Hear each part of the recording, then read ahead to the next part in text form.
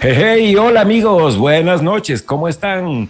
¿Qué tal estos fríos? ¿Cómo la han pasado? Ha dejado de llover y nos sentimos ya un poquito mejor sin tanto frío. Bueno, con el frío que todavía nos está calando desde la semana pasada. Esto es Desnudando la Industria del Rock. Mi nombre es Rodrigo Estrella. Estamos en un nuevo programa en vivo y hoy vamos a descubrir por qué te gusta más la música, si es que es en inglés o si es que es en español, tanto cantarla como componerla. ¿Será de verdad que nos escudamos detrás de un idioma en especial? Vamos a develar muchas incógnitas totalmente respaldados con datos científicos, además de tener el aporte de todo lo que nos han contado nuestros queridos amigos por el alter chat de la radio. Un programa realmente muy interesante. Mi querido y estimadísimo Andy, ¿cómo estás? Hola mi querido Rox, ¿qué onda mis estimados Alter fans? Yo soy Andy Román y así como desnudamos personas, también temas de interés todos los jueves por la mejor emisora a nivel mundial, Alter Ground Radio. Toda canción se relaciona con un tema y con su origen. Después de algunas investigaciones y conclusiones, no creemos que haya mucha diferencia de dificultad en cantar en un idioma o en otro. Creo que depende muchísimo del uso de las palabras en tu idioma materno, lo que te da una idea de facilidad. Quizás sea más difícil cantar en algunas lenguas que tienen muchas formaciones silábicas muy complicadas, con más consonantes que vocales, ¿no? Como algunos idiomas germánicos o de Europa del Este. Nos queda, en serio, con este punto la impresión que es la única diferencia tan marcada a la hora de cantar en un idioma o en otro. Esto y mucho más lo veremos a continuación al detalle. Tenemos siempre esta duda totalmente, ¿inglés o español? Es una de las preguntas más recurrentes que me encuentro en conversaciones con amigos y en muchos lados del internet en general. Es la que se hacen todos los músicos consultando. Tal vez deberíamos cantar en inglés, tal vez en español. ¿Qué tenemos que hacer? Y para el caso de los que no cantamos muy bien que digamos, pero somos músicos apasionados, componer canciones en uno u otro idioma, ¿cuál es realmente la mejor opción? ¿Qué piensan ustedes? No es fácil responder esta pregunta, eso es más que obvio, pero sí podemos utilizar un poco de lógica para descubrir qué es lo que mejor funciona.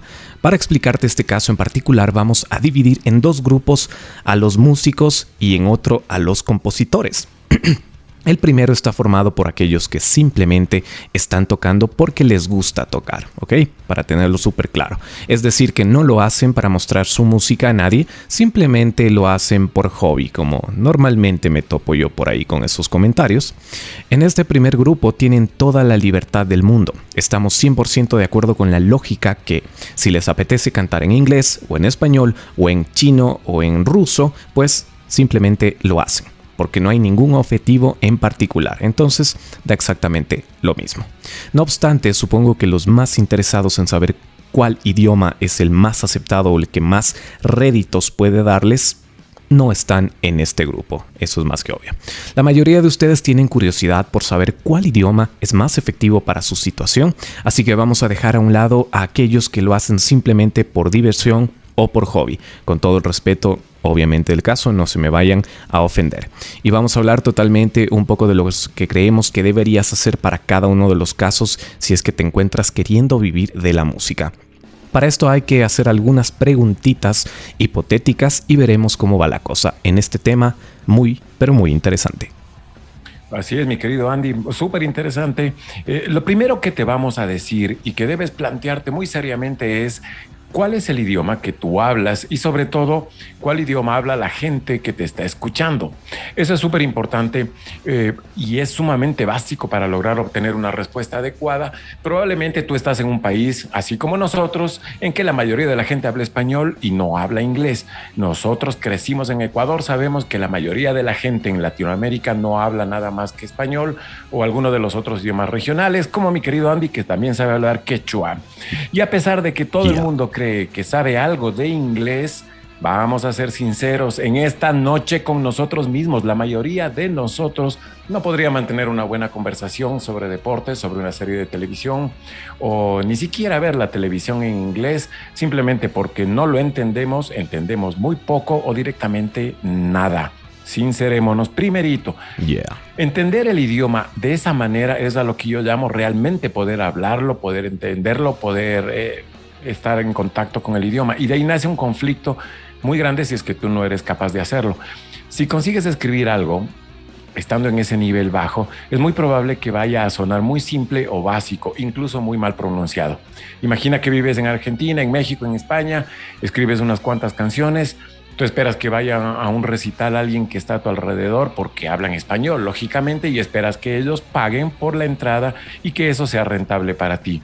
Pero si tú crees que va a ir gente de un país que sea el inglés su primera lengua, entonces lo más probable es que prefieran a la banda nativa de su país con su idioma nativo y tú serás la segunda opción o incluso la última opción de la lista para ellos. También puede darse el caso de que seas bilingüe, de que puedas hablar otros idiomas. Bueno, si es así, realmente no importa. Tienes que pensar en qué tipo de canción vas a hacer, quiénes son las personas que tú esperas que le escuchen y cualquiera de los idiomas que tú escojas estaría bien. No obstante, pilas, si no es así y solo puedes hablar bien español, ya sabes, amigo, no te metas en problemas por gusto, sigue con lo que tú dominas. Estoy de acuerdo, completamente de acuerdo. ¿Para qué cantar en otro idioma si no vas a lograr trascender o pasar la frontera?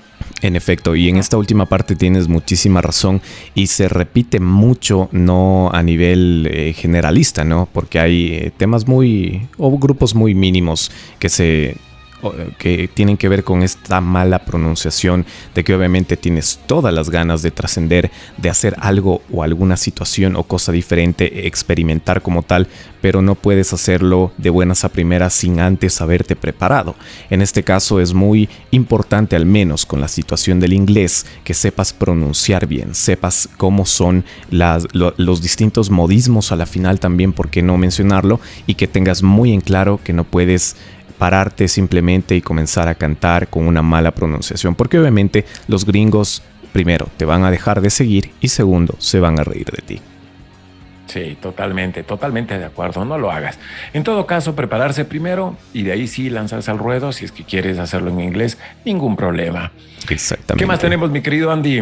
Vamos a revisar un poquito acerca de ponernos en la situación contraria que tú acabas de mencionar. Te recomendamos que te pongas en el lado contrario por un segundo y obviamente imagines a alguien que no puede hablar bien español, cantando en un género que sea típico de este idioma. Es decir, les pongo un ejemplo. Un inglés que ha pasado un par de meses a lo mejor veraneando en tu país de origen e intenta cantar en español, las canciones musicalmente hablando están muy bien y la grabación obviamente es estupenda, pero cuando las escuchas suena con un acento inglés muy marcado y con una elección de palabras muy básica que probablemente podrían venir de un niño que habla hispana en primer grado. Así que es algo súper sencillo. ¿Tú comprarías el disco de esta persona que estás escuchando? Imagínate que está cantando flamenco o cumbias. ¿Vale comprar el disco de esta persona o comprarías un disco de alguien que si lo ha hecho en español propiamente dicho? Pues yo creo que la gran mayoría de nosotros compraríamos el que está hecho en el idioma nativo que nos pertenece, porque es el idioma del sitio y también porque lo han hecho de una forma con la que tú te puedes identificar y obviamente si es que lo escuchas, no escuchas cosas raras, no diferentes tipos de pronunciación, que se está mezclando los acentos. Yo creo que esto sobresale y es muy importante. Cuando escuchas obviamente el otro, las grabaciones y el instinto de la música pueden ser igual de buenas, pero es más difícil sentirlo porque está presente la barrera idiomática que no te cae bien en la escucha. La letra realmente es la esencia, el mensaje y la música es una especie de banda sonora de esa letra que le da sabor, como quien dice, y potencia al sentimiento de la lírica. Así que tienes que tener muy en cuenta y está más que claro, si es que algo no está bien pronunciado, pues simplemente no lo consumes. ¿Sabes qué? Ahora que lo mencionas, recuerdo que había una orquesta, no sé si te acuerdas, una orquesta que tocaba salsa, que eran de Japón, la Orquesta de la Luz. Ya. Estos tipos interpretaban recontra que bien las melodías, la música y la hacían muy bien, tal cual como lo hacen acá los caribeños o acá en América. E incluso ellos cantaban en español, sin saber nada de español. Es decir, tuvieron una muy buena preparación. Eso se escuchaba bien, pero de todas maneras se veía un poco raro, un montón de japonesines arriba bailando salsa. Pero bueno, eso está pasable. A lo que iba en realidad ¿Te acuerdas las versiones en español de Bon Jovi, de Bed of Roses Sí, claro. y alguna otra? Ah, ok. Acuérdate cómo sonaba en español. De eso es justamente lo que estamos hablando en este momento. No, no, como que no pega, ¿no es cierto? Que te estés diciendo en una cama de rosas, ¿no? No me cuadra. Efectivamente, no cuadra para nada. Sí, no cuadra para nada. Y en eso hay que tener mucho cuidado, porque cuando estamos tratando de componer o queremos hablar en otros idiomas, probablemente tratamos de escondernos detrás de ese idioma. Muchas veces hay quien dice, bueno, ya, ok, pero es que yo toco rock y el llamado del rock es para cantarlo en inglés. Y es que en español no suena tan bien. Ok, sí, está bien, pero tenemos un problema con esa afirmación porque hemos visto bandas en español, existen bandas en español que son una maravilla, que tocan el rock fenomenal, con una técnica genial, con un sentimiento que puede competir con cualquier grupo grande angloparlante. Entonces, este argumento de decir que el rock se tiene que cantar en inglés no está tan fuerte. Me parece muy poco atractivo. En todo caso, les digo, está bien, fíjate, ha habido bandas que han triunfado en otros países sin ni siquiera hablar el idioma de ese país, como lo que citábamos de la Orquesta de la Luz, son japoneses, pero les voy a dar un ejemplo claro. Héroes del Silencio, banda española, vendió mucho más en Alemania que en España. Y hay que tomar en cuenta que en Alemania el español no es un idioma que se hable de forma habitual, probablemente se habla mucho menos incluso que el inglés. También tenemos que decir que hemos visto muchos músicos que lo que hacen es que se ocultan un poco detrás de la barrera del idioma, en este caso del inglés, es decir, su idioma es el español y cantan en inglés porque la mayoría de la gente no los va a entender. Con eso, bueno, yo pienso que hay que ser valiente, hay que compartir aquello que sientes. Si has hecho bien los deberes, es decir, que si lo has tocado bien, has escrito bien, la gente lo va a sentir y va a tener una muy buena reacción al escuchar tu música. No nos escondamos detrás de la barrera de los idiomas. Otro punto que he visto muchas veces en las bandas es que dicen que sus canciones les salen muy mal en español. ¿Tú qué dices, Andy? Sí, No me puede parece, ¿no pasar. es cierto? O sea, difiere un Puede poquito ser. el tema de las letras y de la traducción. Hay cosas que, o palabras o frases traducidas que no quedan tan bien. Sí, no van a cuadrar. Nos parece en realidad que lo que ellos es que se sienten un poco ridículos cantando en español y tratando de mostrarse, pero no debería ser así. Los idiomas tienen su riqueza, es muy amplia, se puede usar a favor en la lírica. Lo primero que debes dejar fuera cuando subes al escenario son los temores y los prejuicios. Debes subirte, entregar con todo tu potencial tu música y sin miedo a sentirte mal. Así que no le tengas miedo a tu propio idioma, úsalo con mucha fuerza, aunque demande investigar, convertirse en un poeta como mi querido Andy. Ahora, si eres un vago más Claro. y quieres escudarte detrás de estas ridiculeces, bueno, allá tú, dale, ya nada se puede hacer. Quien pierde eres tú y quien pierde es tu banda, no trasciendes y te quedaste ahí. No seas gallín. Exactamente. ¿Qué pasa o qué tanta influencia tiene el inglés en este punto que estamos hablando? ¿Por qué los latinoamericanos pronuncian mejor el inglés que los españoles? ¿Quién sabe la respuesta? Nada más y nada menos que creo que a nivel de Latinoamérica hay que hacer este análisis. Estamos mucho más expuestos al inglés. También somos mucho menos conservadores que los españoles a la hora de aceptar anglicismos. En España impacta muchísimo la pronunciación de palabras como Spider-Man, que la pronunciación la realizan tal cual como se escribe. Nosotros aquí en Latinoamérica pronunciamos Spider-Man. Ellos lo hacen como Spider-Man. También está el ejemplo del caso de Wi-Fi. Nosotros lo mencionamos de esta manera y los españoles dicen Wi-Fi.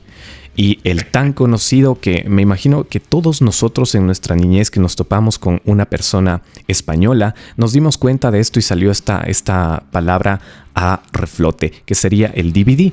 Allá lo pronuncian DVD. Así que hay muchísimas diferencias, obviamente. Académicos de renombre han dicho que los españoles dan mucha más importancia a los preceptos de la Real Academia Española que las personas de Hispanoamérica o los propios latinos, como popularmente nos llaman. El caso mouse versus ratón es el mejor ejemplo de este posicionamiento y de la influencia del inglés en un grupo y obviamente la diferencia con el otro. La gran mayoría de los editores latinoamericanos en Wikipedia defendía que el artículo debía llamarse mouse.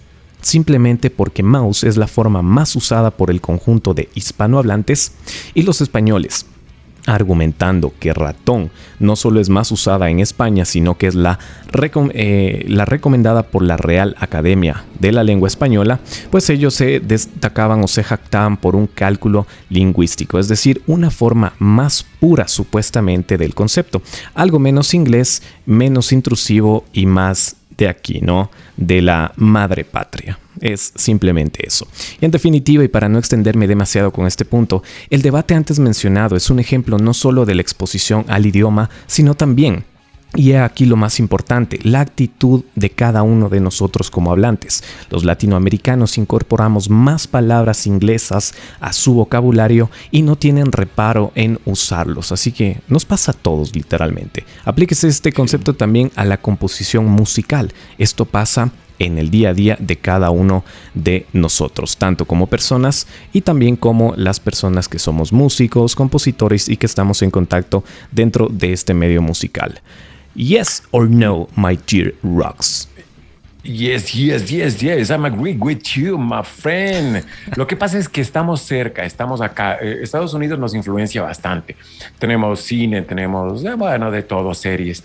Es muy común encontrarnos entre todas las personas, especialmente en redes sociales, que se utilizan bastante anglicismos, bastante palabras en inglés. Y eso influye también en el momento de querer componer. Nos place, nos llama a escribir en inglés, porque el inglés es un idioma súper importante. Se lo ha denominado como el idioma universal. Pero, ¿sabes tú quién determinó al inglés como idioma universal? ¿Quién? Te lo digo ahora. El inglés es un idioma muy poderoso, eso ya lo sabemos, en todo el mundo y por muchas razones. Tiene el título de ser el idioma universal y conlleva grandes hazañas. Y no solo nos referimos al inglés en sí, sino a todo lo que conforma, es decir, los países, esas potencias mundiales en las que se habla el inglés, la economía que lo respalda, la cultura a la que está afiliada y sobre todas las cosas, la historia que le precede. Lo primero que debemos preguntarnos es: ¿qué es un idioma universal? Oye, eso hubiera sido bueno la pregunta para la colada morada. Pero no, es Ishpingo, recuerden.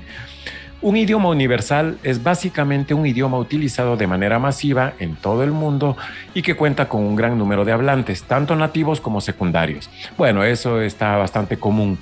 El idioma universal no solo se usa para la comunicación cotidiana, sino que también es usado para los negocios, para las relaciones internacionales, para el mundo del comercio, para el entretenimiento, campo académico y de la investigación científica.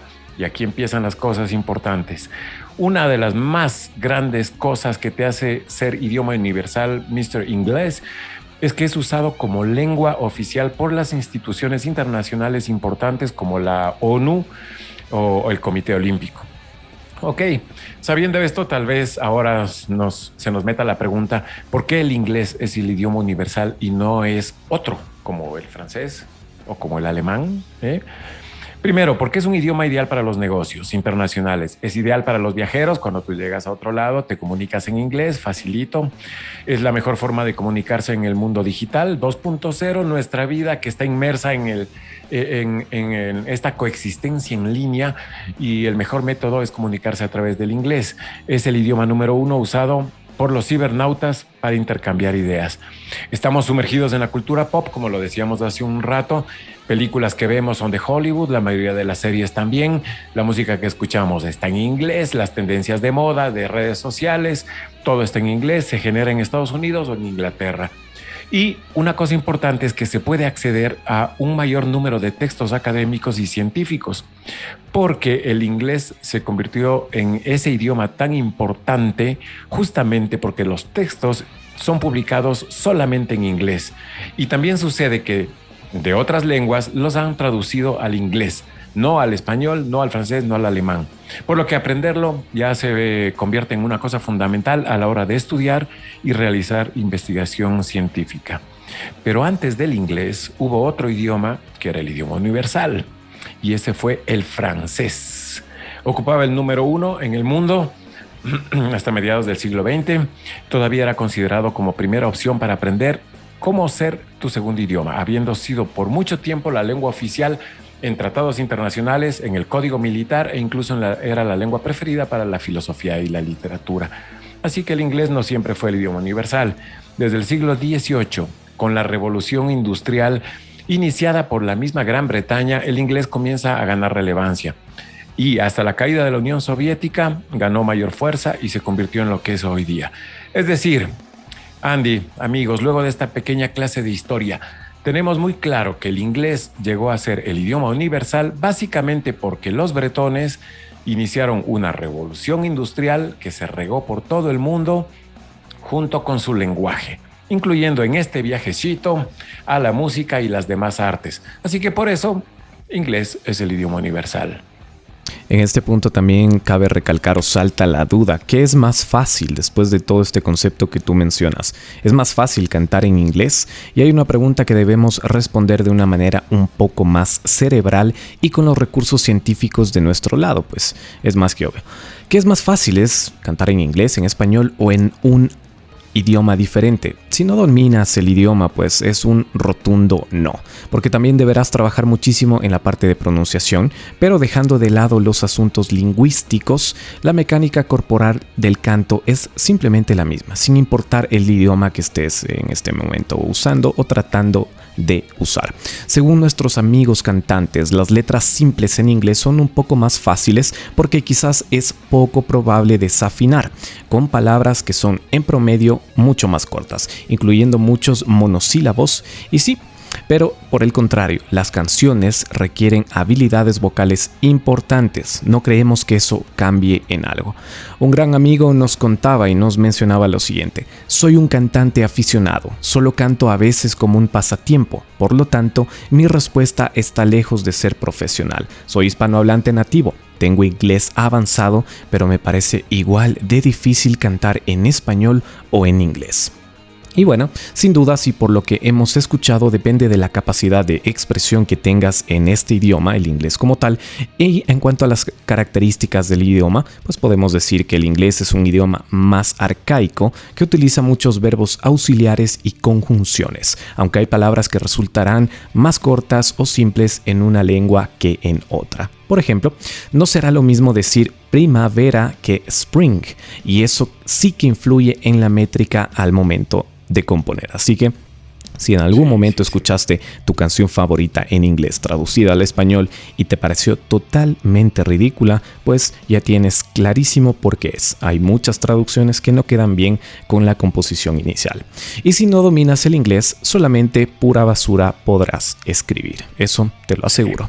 Por el contrario, igual si solo tocas en español, tu música se escuchará únicamente en tu país o en países de habla hispana. Eso es mandatorio, señores. Y está bien si solo tocas por hobby o tocar por tocar. Pero si quieres que tu música llegue a mucha más gente, el inglés te abrirá las puertas del mundo. Mucha gente consume el 90% de música en inglés, así que ¿entiendes la música en inglés? Seguramente me dirás que sí, ciertas palabras, completo. Bueno, pues asimismo mucha gente de Japón, Rusia, Alemania, Italia o cualquier otro país sabe más inglés que español. Tristemente, esta es la verdad. Es por esto que la gran mayoría de bandas llegan a este fin en común de cantar en inglés, mucho más allá de que la fonética sea más digerible para quien escucha o fácil de cantar para quien la interpreta.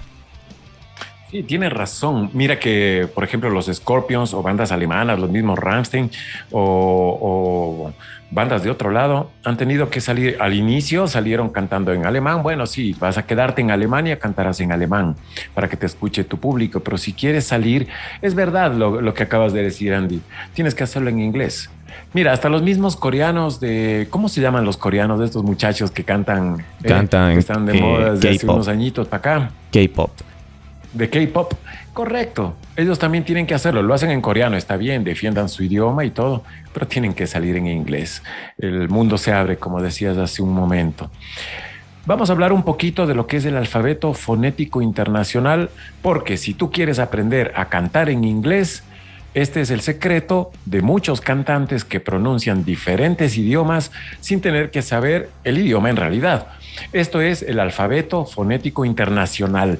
Tú lo puedes lograr aprendiendo cómo se pronuncian los símbolos. No tienes que aprender el idioma en realidad, solo tienes que ver un símbolo, decir, ok, este símbolo se pronuncia de esta manera y repetirlo.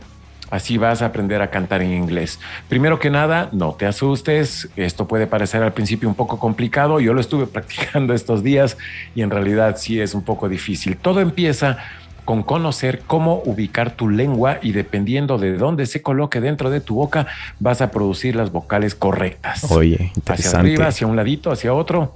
Y no te imagines cosas raras, Andy, ya vas. Es que yo soy experto en eso, de la lengua. Sí. Sí, me imagino. Bueno, ese secretito es el más grande de muchos cantantes y se aprende regularmente en la escuela de música, en la escuela de canto o en las escuelas de idiomas. Por ejemplo, vamos a distinguir las diferencias entre el inglés y el español en la pronunciación. Si te das cuenta, cuando una persona canta en inglés, se escucha diferente acústicamente a cuando cantan en español. Claro. Regularmente los sonidos en español son mucho más brillantes. Si tú pronuncias vocales en español, por ejemplo, son muy claras, vibran, y en el inglés no suenan así, son como opacas, son como mucho más oscuras. Ya te darás cuenta.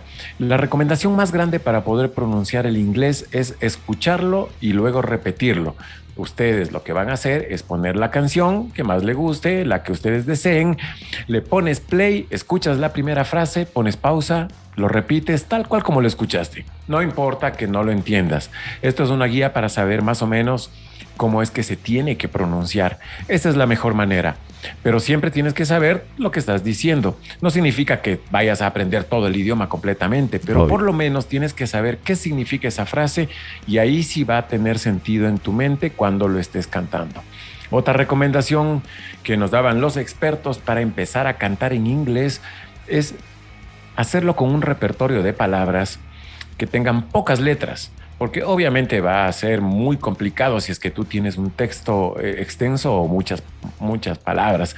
Entonces tienes que empezar con canciones con poco texto, cosas muy cortas que te ayuden a ir identificando, cantando, sintiendo cómo es la articulación de un idioma diferente a tu idioma natal y lo vas a ir logrando. No te olvides, repetir las canciones, las frases, las palabras, tal cual como la escuchaste para que sea una pronunciación correcta y luego entenderla. Hay que hacer un pequeño hincapié también que obviamente con este método no vas a aprenderte ni a hablar el inglés como un nativo, como un americano como tal, pero sí te va a ayudar muchísimo en la práctica y el momento en que tal vez tomes algún esquema de curso o de clases, enseguida te van a saltar esas palabras que ya te estás memorizando y que obviamente ya sabes qué significa. Así que, mis queridos amigos, muy pilas con el inglés porque no es por nada, tus papás no es que te molestan, pero en serio, el inglés te abre puertas totalmente. Quiero enviar saludos igual a nuestra querida Majito que siempre está presente, también a nuestra queridísima Katy, un besote, muchas gracias por conectarte. Vamos a hablar un poco sobre los beneficios de cantar en otro idioma. El cantar en otro idioma ayuda a aprenderlo, obviamente. Según un estudio dirigido por la psicolingüística portuguesa Fernanda Ferreira y difundido recientemente por la Universidad de Carolina del Sur, el estudio ofrece las primeras pruebas experimentales de que el cantar puede facilitar el aprendizaje de frases asociadas de corta duración en un idioma desconocido totalmente por cada uno de nosotros o de la persona que está interesada en esto, ¿no? Y que en este caso fue puntualmente el estudio se basó en el húngaro, idioma húngaro como tal. Para este experimento a 66 participantes adultos se les asignó al azar una de 3 condiciones de aprendizaje que consisten en escuchar y repetir: hablar, el hablar en ritmo o el canto. ¿Ok? Así que tenían 3 opciones: o hablaban con el ritmo de la canción como tal, o la cantaban. Los participantes en el grupo de aprendizaje cantando mostraron un desempeño general superior en una colección de exámenes de húngaro después de un periodo de aprendizaje de 15 minutos, comparados con los participantes bajo las condiciones de el habla rítmica como tal y del habla únicamente. Las diferencias en el desempeño no se explicaron por factores que puedan tener influencia como la edad, tal vez el género, el estado de ánimo o la capacidad de memoria fonológica, y también, porque no tenía nada que ver el talento e instrucciones musicales que cada uno de los individuos tenía. Los resultados indican que un método de escuchar y cantar puede facilitar la memoria verbal para frases en un idioma completamente ajeno al tuyo. ¡Wow! Así es. Así que el artículo señala que se eligió el húngaro debido a que es un lenguaje desconocido para la mayoría de participantes, igual a nivel mundial, y debido a sus diferencias muy claras con idiomas romances más conocidos como el español o el francés. Estos idiomas no un poquito lujuriosos, o los de raíz germana como el alemán o el holandés. Así que, si lo dicen los científicos, mis queridos amigos, hay que practicarlo. No solo te va a ayudar a identificar sonidos y acostumbrar al cerebro a escuchar y a aprender, sino que te dará un poco más de confianza y autoestima el momento en que vas a realizar la pronunciación de ciertas palabras que tú, crack, ya te las sabes. Sí, vamos a practicarlo, yo sí quiero. Y la pregunta que se viene en este momento es, ¿puedo cantar en inglés si no sé inglés? Justamente estábamos hablando hace un momento de eso. Esta es una de las grandes preguntas que todos se hacen. Lo cierto es que sí se puede. Mucha gente lo hace y de hecho con una excelente pronunciación. Cuando alguien canta en un idioma que no maneja, es decir, que canta por imitación, se dice que canta por fonética. Justo de lo que hablabas hace un momento, Andy. Esta forma de cantar es tan habitual que en muchas escuelas de música hay materias dedicadas al estudio de la fonética de diferentes idiomas. Mira, es tan habitual que a veces nos pasa, escuchamos una canción en la radio, en el bus, o fuiste a la tienda a comprar y después de un par de veces ya te sabes de memoria esa letra o al menos un pedacito. Entonces, pregunta, ¿es necesario estudiar inglés si solo quiero poder cantar en inglés? Bueno, ya lo dijiste hace un momento, Andy, sí es necesario, porque al final las palabras son más que sonidos y porque las palabras son más que su significado suelto, descontextualizado, desconectado de las palabras que le rodean. Las canciones en inglés fueron compuestas por gente de habla inglesa y por lo tanto están llenas de expresiones idiomáticas, de coloquialismos, es decir, esas frases mal expresadas o lo que se dice comúnmente en el barrio, ¿no? Que se usan en la vida cotidiana. Y es que también para ser un buen cantante, para ser un buen intérprete, necesitamos llegar al fondo de las canciones, conocer bien, entender su trasfondo emocional para poder ser expresivos, porque necesitamos saber qué expresar. Para poder darle paso a las palabras que cantamos, necesitamos entender su significado de fondo, entender toda la canción y no solamente las oraciones sueltas. Por supuesto que cantar fonéticamente no está mal. De hecho, los loritos que sonaban hace un rato lo hacen de esa manera, solamente imitan. Ese es el mejor comienzo cuando uno quiere cantar en un idioma que no habla. Y siendo cantantes, esa búsqueda de cantar y pronunciar en una lengua que no manejamos es un excelente trabajo de audio perceptiva y de desarrollo del oído. Pero podríamos ir un poco más profundamente en este tema, ya que entender una oración en otro idioma no es igual a sentirla, y mucho menos a que no nos pueda atravesar el cuerpo y nos dé emociones en el momento de cantar, porque cantar no se trata de entender, ni se trata solamente de pensar, se trata probablemente en su parte más profunda y grande de sentir y comunicar, de transmitir un discurso estético que está emocionalmente vivo. Y no se puede sentir un idioma que no se habla, porque un idioma que no se habla se entiende, sí, se comprende, por supuesto, pero no se habita. Y aquello que no habitamos no es nuestro. Y aquello que no es nuestro, difícilmente podemos darlo o comunicarlo correctamente. Ya sabes, mi querido Andy, ¿vas a comenzar con tus clases de fonética? Totalmente, porque necesito habitar lo que todavía no he habitado. Perfecto. ¿Qué? Por Dios, estás muy... Estoy muy filósofo. Sí. ¿Qué pasó? ¿El frío? ¿Qué será el frío, la soltería? No tengo idea. Bueno, vamos a hablar un poquito sobre la neurolingüística y la programación. Así es, tan conocido. Se conoce como neurolingüística a la disciplina que estudia los mecanismos neuronales en el cerebro humano que controlan la comprensión, la producción y adquisición del lenguaje, tanto hablado como escrito. En otras palabras, analiza cómo y dónde nuestro cerebro almacena nuestros conocimientos referente a idiomas, tanto los que estamos practicando, los que ya hablamos, entendemos, leemos o escribimos. Además, lo que sucede en él a medida que adquirimos dicho conocimiento y lo que sucede a medida que lo utilizamos en nuestro día a día. La neurolingüística se aplica en estas áreas, principalmente la fonética, que sería el estudio de los sonidos del habla, la fonología, el estudio de cómo se organizan los sonidos de un idioma. Morfología y lexicología es el estudio de cómo las palabras se estructuran y almacenan en el léxico mental. La sintaxis y semántica, estudio de cómo se construyen los enunciados de palabras múltiples y cómo se codifica el significado en el lenguaje.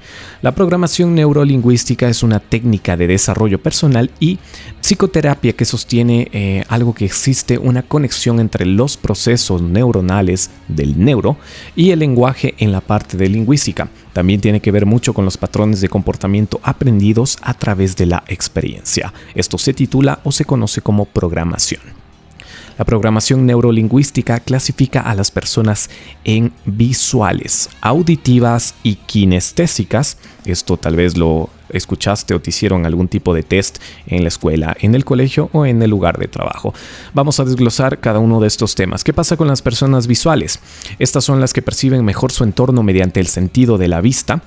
Se caracterizan por hablar más rápido de lo normal. Su tono de voz es alto, postura rígida, respiración superficial y rápida. Gustan de actividades agradables a la vista como el cine, el teatro, las artes y los paisajes. Por otro lado, las personas auditivas perciben mejor su entorno mediante el sentido del oído. Se caracterizan por una respiración bastante amplia, voz bien timbrada, gustan de actividades relacionadas con la escucha como la música, contar historias, interactuar con otras personas, entre otras. Y finalmente, las personas kinestésicas perciben el mundo a través de los sentidos del tacto, gusto y olfato y se caracterizan por respiración profunda y amplia, voz grave.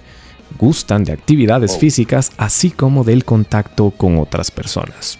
Así que ya conociendo a qué grupo pertenecemos y con los correctos procesos de programación podemos lograr que nuestro cerebro se acostumbre al idioma y al canto en ese idioma para obtener resultados positivos y a corto plazo. Mi querido Rox, ¿qué clase de persona eres? ¿Visual, auditiva o kinestésica? Justo iba a hacer exactamente la misma pregunta. No creo que sea una persona visual, aunque sí me gusta bastante mirar las cosas. Bueno, sí, observar está bien. Pero yo creo que soy una persona más auditiva. Me gusta más escuchar, contar historias está bien, hablar, interactuar con las otras personas. Creo que soy una persona auditiva. Un poquito de lo demás sí tengo, pero me clasificaría en ese punto auditiva. ¿Tú? Yo creo que soy una persona kinestésica, que me gusta percibir el mundo, tacto, gusto, olfato. Necesito comerme el mundo para disfrutarlo. Oye, pero ¿no serían más los gordines, los kinestésicos en todo caso? ¿Qué será? Se puede confundir también con ese tipo de cosas, ¿no? Pero sí, hay que analizarlo súper bien a nivel, obviamente, mental.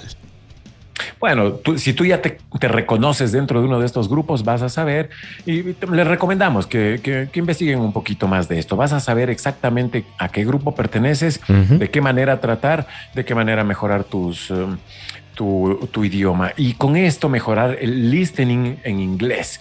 ¿Qué es esto del listening?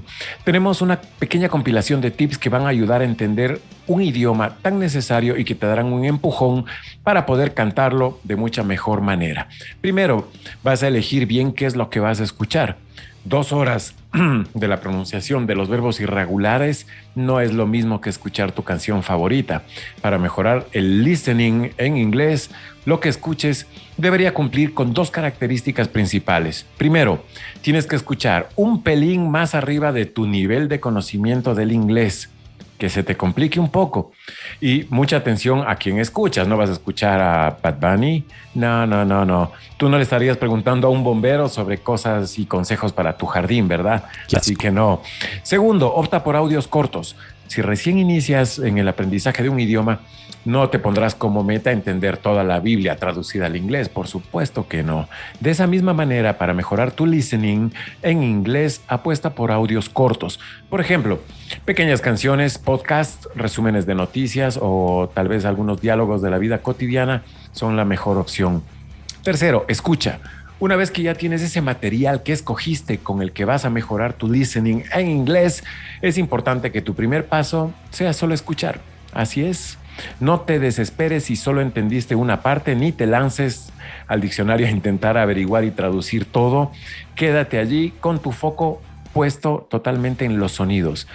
¿Qué es lo que vas a hacer como cuarto punto? Escuchar por segunda vez. Así es, vuelve a escuchar el audio que elegiste. Mantente enfocado en eso, en los sonidos. No te detengas en los términos específicos, permite que tu cerebro reciba por segunda vez esa información que tiene que decodificarla.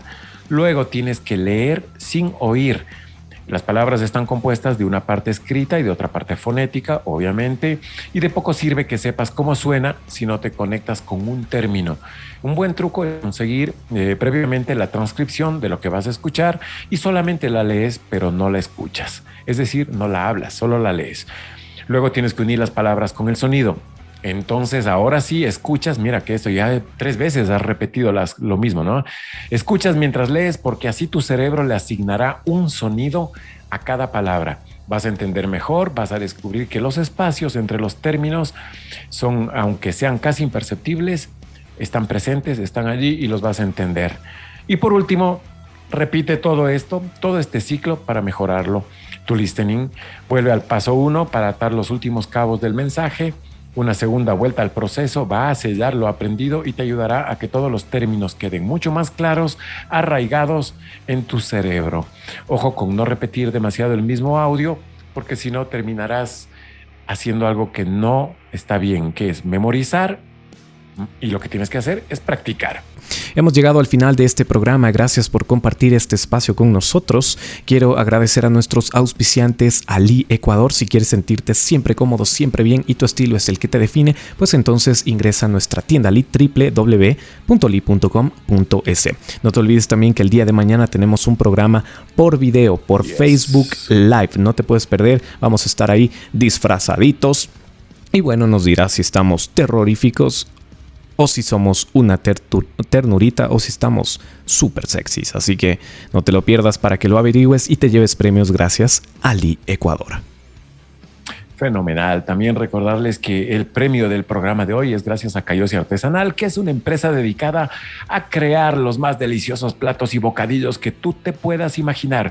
Yo sé que eres fan de las golosinas, Andy, de la buena comida, así que visita las páginas oficiales de Cayosi Artesanal, que es el lugar perfecto para ti.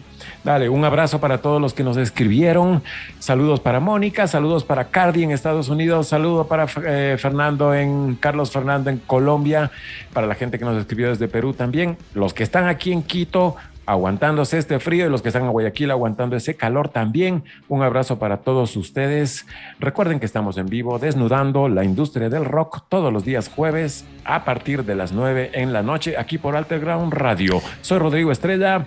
Mi querido Andy, un abrazo para ti. Efectivamente, mi querido Rox, gracias a todas las personas que participaron y que nos escribieron. Saludos especiales para Tere, para nuestra querida Pau, para nuestra queridísima Katy Carrera. Te mandamos un besote, un abrazote. Muchas gracias por estar pendiente, por escribir. También para Alice, tengo también saludos para Ángela, para Ibis, para Felipe, para Belén, para Will, para Silvi, para Beto. Así que muy amables a todos con nosotros. Hasta la próxima semana. Estás escuchando Desnudando la Industria del Rock por Alterground Radio. Yo soy Andy Román. Chao, chao.